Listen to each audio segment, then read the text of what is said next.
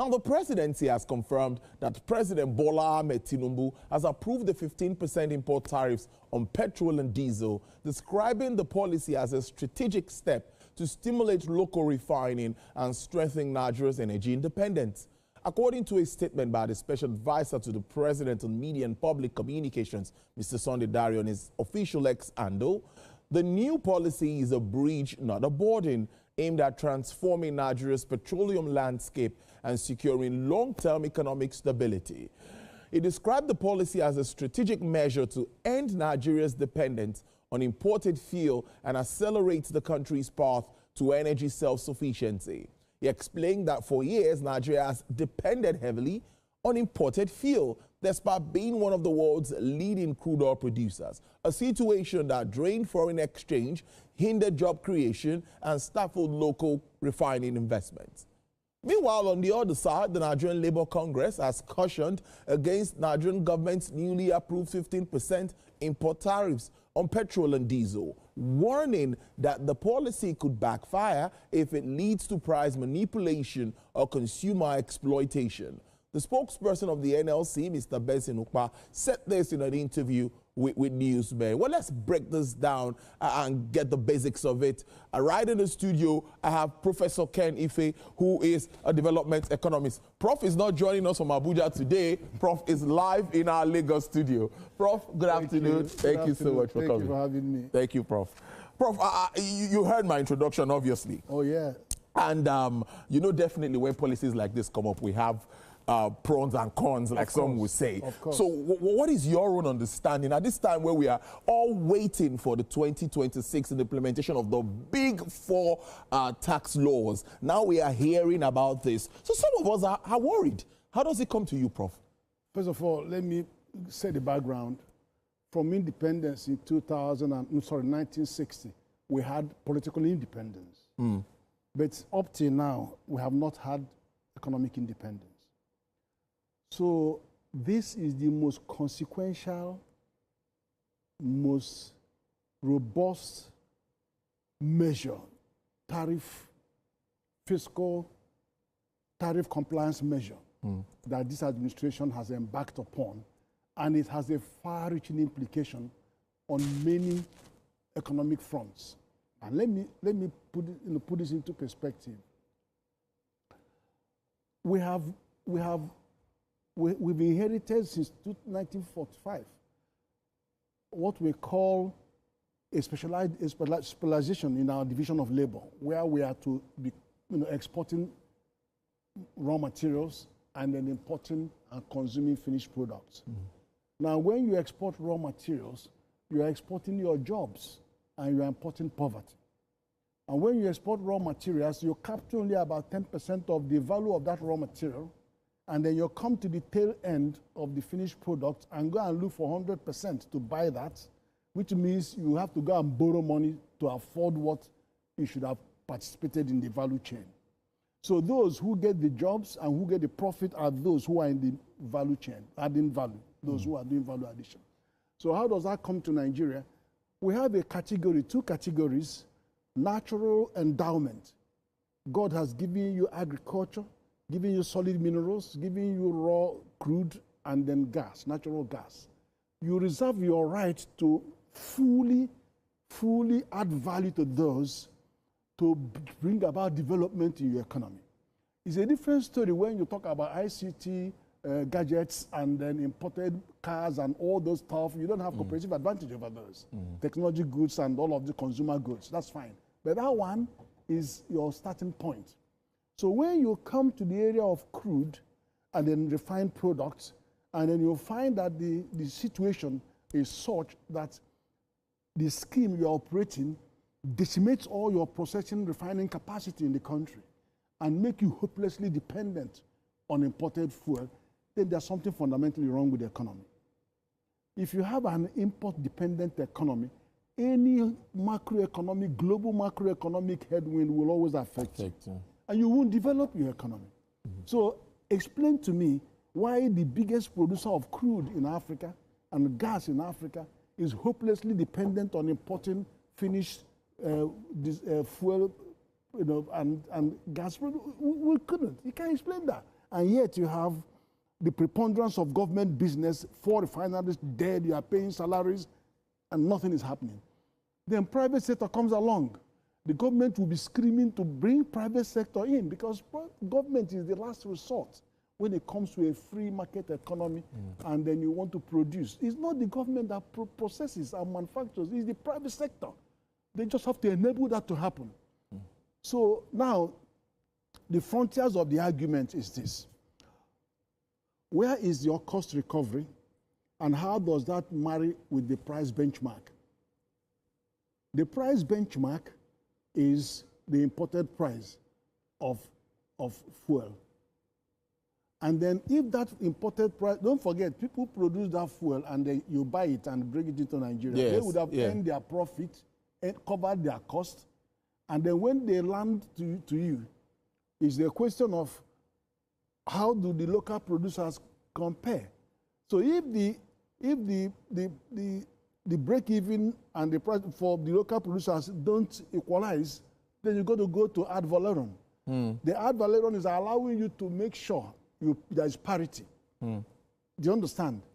And then the thing is now, where do you locate that parity in terms of consumer protection, in terms of our, how do you protect the 230 million Nigerians at the industry? Yeah.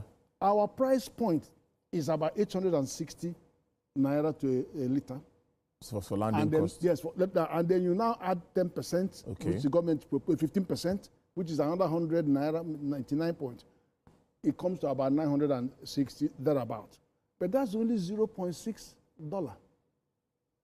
That is $0.6. But Prof, Ghana is charging $1.37. Then for a liter of fuel. Yes, Cote d'Ivoire and Senegal, 1.7. So Nigerian fuel is still half the price of Ghana, and then it's still 1/3 the price of Senegal and Cote d'Ivoire. So those importers that are screaming, why don't you carry that your thing, go and sell it to Ghana in Ghana and make 100% profit, go and sell it in the other country and make 200% profit. So why must it be Nigeria that we are fixated on decimating their productive capacity? That is the argument. And the second argument is, oh, wait a minute, that is the prices are going to go up. Yes, that's what I wanted to do. There's a potential. Okay. Let me deal with that. Yes, please. There's going to be increase in price. And that's the worry. The prices are going to go up on 2 counts. One, are you actually having enough to maintain the domestic consumption? And 2, what are the likelihoods that you push the price up? And then Dangote says, look, we guarantee the price till sometime end of December. We'll guarantee that price is not going to move. And they are doing that because of 2 things. They are believing that you will honor your DCO obligation, domestic crude obligation. This gives them naira to crude. And that's in the PIA. And the president has moved that since last year. 2, that they can rely on their infrastructure rollout. That is, they have resolved the asymmetry and misalignments in the logistics and the crude supply, gas, not gas, the fuel logistics. Okay, fuel logistics, yes, distribution. They've done that. They put 1.7 trillion on the line, from 4,000 to 10,000 on the line, just to ensure that they can lubricate. So they are ready, and I guarantee. And then the next thing is all about petrol supply. Are you going to have enough to meet the requirements? So you've got a price stability, you've got a guarantee of delivery. Then the next one, because they piloted that last December and it was successful. Now, now is okay, how about sufficiency of supply? They are currently producing 45 million liters of PMS. Why and are only 20 million is being absorbed? Exactly. Why are they not meeting up with our The other guys are given impossible conditions to handle the other 25 million. So he's having to force to sell his 25 million. And having said that, that is higher than what Nigeria is actually consuming. Never listened to that, oh, it's 50 million. That's higher than the consuming. And then, in the next 2 years, you got 1.4 million barrels a day, double the capacity. Double the capacity. Now, the second thing is this. So you know that we have the sufficiency, the argument. We can meet the sufficiency test.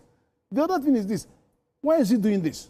When he's a capacity of 700,000 barrels, he's only getting 70,000 barrels against a capacity of 700,000 barrels. Okay, now, this is why I'm even proposing to government to have a DCO non-compliance tax of 5%. So those crude you are supposed to supply, if you decide you are going to export them, pay them 5% duty to the government. Let the government take it. Don't give it to private sector, give it to government.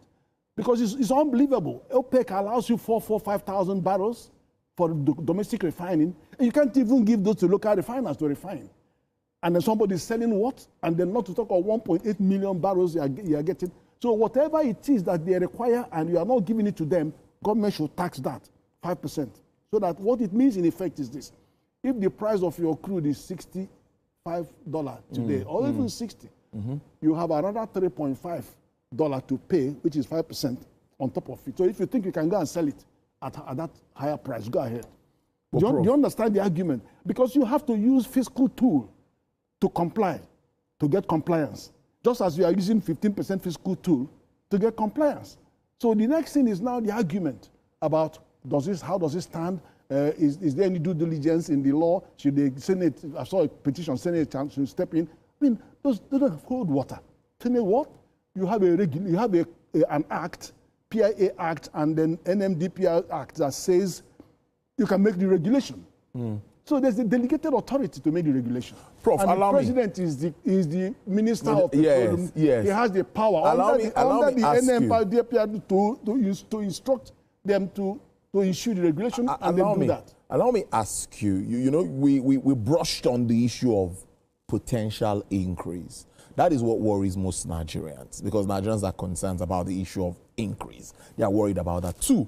If Dangote is doing 45 million liters a day, many are worried that he's still not meeting our daily needs because the importers are still selling the products.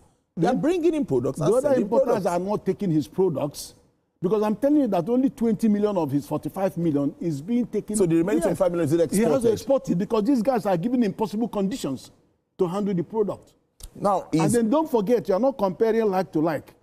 We have dumping, and dumping, in fact, I think you have a bigger question on this. There is dumping. There are 5 agreements under WTO that are on the line. And all of these agreements support government action. One is anti-dumping regulation agreement, which says if there's anybody dumping goods in your country, you have to fight against that. Now, why are they dumping? You are dumping substandard goods. We can't argue this more than that.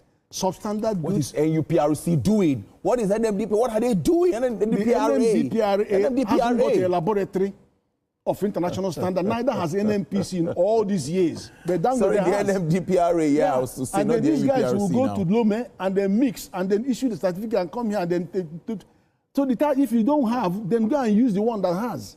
And then the second issue around that is so apart from anti-dumping, you have predatory pricing, and then you have countervailing measures.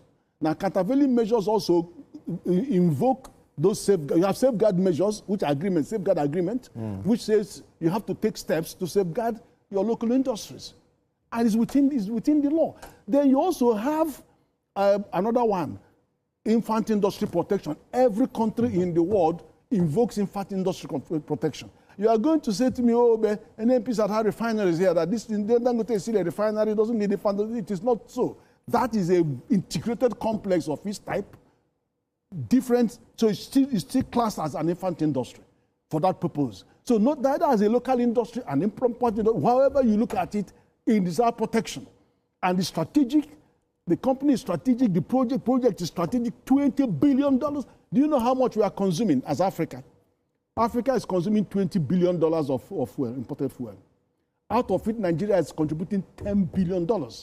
Now, in 2020, our import was $2 billion, 2 trillion naira.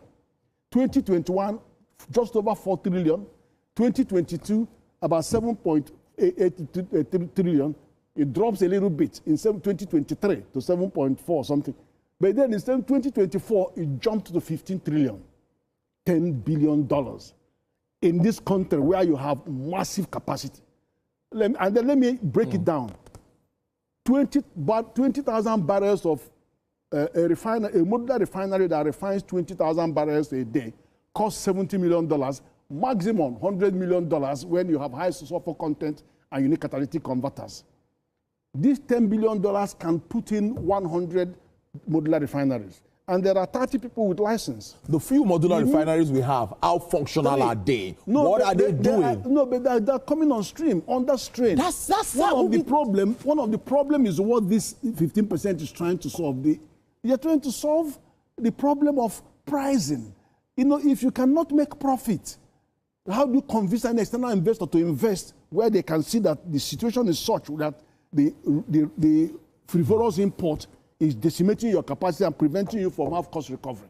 You've got to have a cost recovery point that equates that is at parity with import-less duty. And if the import is less, then you got to bring ad valorem to augment so that they are at the same level playing field. That is the argument. Prof, again, I'm going to ask you this question.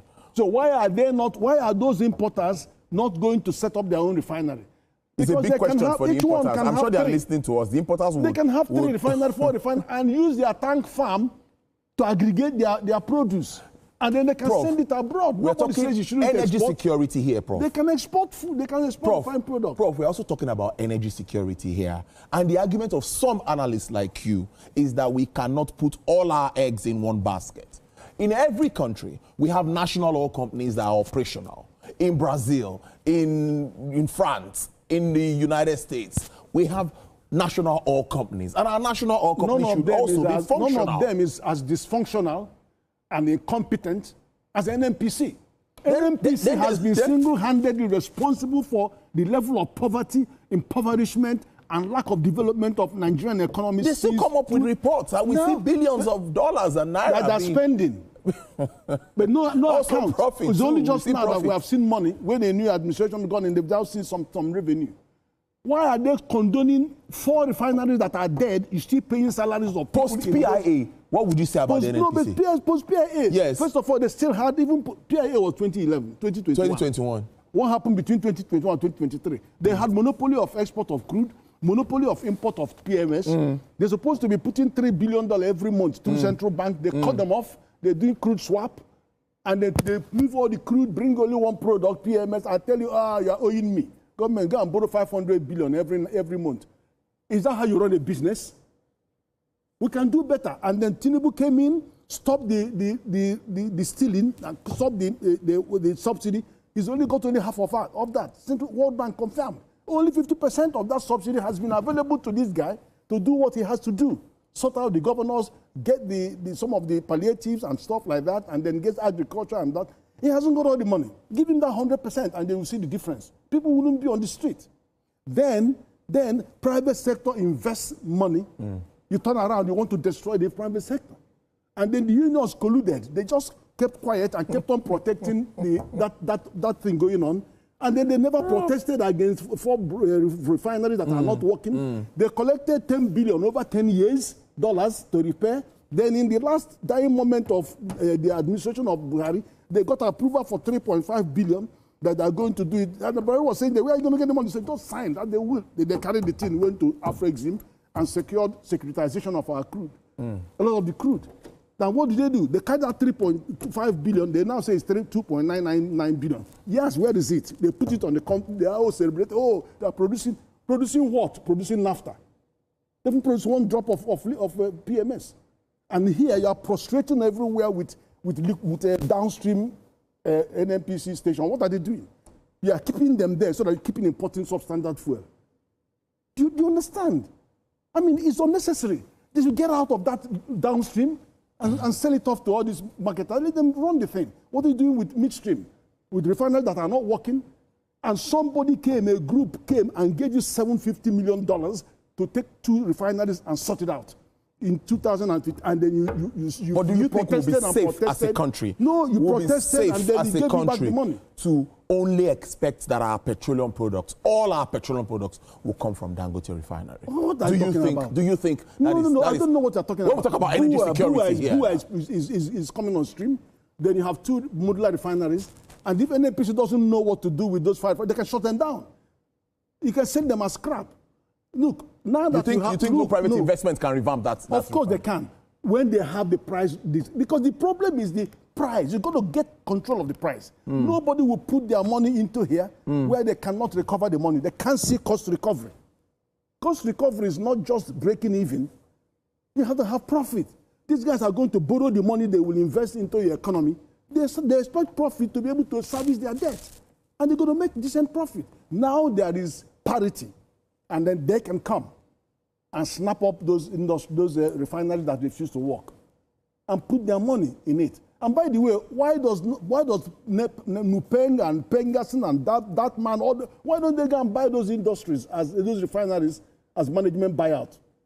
After all, they're collecting so much, 20 billion here on that. Go and take the management buyout, and then work with the 5 oil majors. Work with them. Go and buy those. Those guys that are importing $10 billion of fuel, go and take over these things yourself. Go and run the business, and not to tell somebody who has borrowed $20 billion to invest in the economy. The issue is about economic sovereignty. The issue is, how do we achieve economic sovereignty? You don't achieve it by throwing caution to the wind and then allowing government sources that see this business as no man's business to run the economy. You have no sustainable path to growth and development. But that is the issue. So finally, what would be your outlook? What would be your outlook for the entire sector, particularly the downstream? First of all, what we have done, because that is come to stay, because even within ECOWAS customs union, we are a member of that, and we are signatory to CET, Common International Tariff, which is band 0, band 1, 0%, 5%, 10%, 20%, and then 35%. We have not violated those. What we have, we are at liberty to use levy instrument, so you call it levy, not call it tariff. Levy instrument to augment. So we targeted these two lines, and then apply levy instrument. So we are perfectly in order under the WTO, under the ECOWAS CET. So look, Tinubu has done what nobody had courage to do. And he deserves to be commended. Because what he has done is that he has opened the door to investors to come into the country and then deliver our raw materials, to convert them to products. Look, Dangote said in his interview on Sunday, he was beckoning to the 30 people that have license, come on, let's work together and make here a processing hub. It's not going to make history, because there are 32 refineries in Texas with about 5,000 petrochemicals running around there, all exporting. So we've got to see the path to economic salvation of this country, and not all these kind of frivolous arguments I'm hearing. Prof, I must thank you so much for your time. It's really good to have you live in the studio. It makes the conversation more interesting. Development economist there, Professor Kenny Faye. Thank you so much. I hope to see you again soon. Always a pleasure. All right. Thank you so much, Prof.